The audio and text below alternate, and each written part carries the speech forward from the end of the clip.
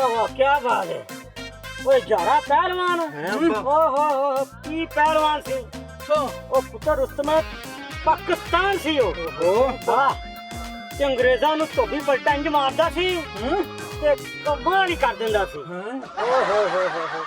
ते ਉਹਨਾਂ ਦੇ ਪਿੰਡੇ ਉਹ ਸਟੀਲ ਵਾਂਗੂ ਚਮਕਦੇ ਸਨ ਉਹ ਮਿਲਤਰ ਆਹ ਤੇ ਬਦਾਮਾਂ ਦੀਆਂ ਬੋਰੀਆਂ ਪੀਪੇ ਘਿਓ ਦੇ ਕੱਟਾ ਕੱਟ ਕਰਕੇ ਪੀ ਜਾਂਦੇ ਸਨ ਆਹੋ ਓਏ ਅੱਬਾ ਕੀ ਪਟਕਾ ਮਾਰੇ ਉਹਨੇ ਓਏ ਅੱਬਾ ਓਏ ਸੁੱਕੇ ਮੂੰਹ ਕੁਸ਼ਤੀ ਵੇਖਣ ਦਾ ਬਿਲਕੁਲ ਸਵਾਦ ਨਹੀਂ ਆ ਰਿਹਾ ਅੱਛਾ ਤੇ ਮੇਰਾ ਪੁੱਤਰ ਮੂੰਹ ਗਿੱਲਾ ਕਰ ਰਿਹਾ ਉਹ ਮੇਰਾ ਮਕਸਦ ਦੇਖ ਕੇ ਮੂੰਹ ਤੇ ਛੱਟੇ ਛੱਟੇ ਮਾਰਿਆ ਓਏ ਅੱਬਾ ਮੈਂ ਕਹਿ ਰਿਹਾ ਕੁਝ ਖਾਣ ਪੀਣ ਹੋ ਜਾਏ ਅੱਛਾ ਤੇ ਲੈ ਫਿਰ ਓਏ ਅੱਬਾ ਤੂੰ ਮੈਨੂੰ ਧੋਬੀ ਪਟਕੇ ਮਾਰੀ ਜਾ ਮੈਂ ਕਹਿ ਰਿਹਾ ਕੋਈ ਰਗੜਾ ਛਗੜਾ ਹੋ ਜਾਏ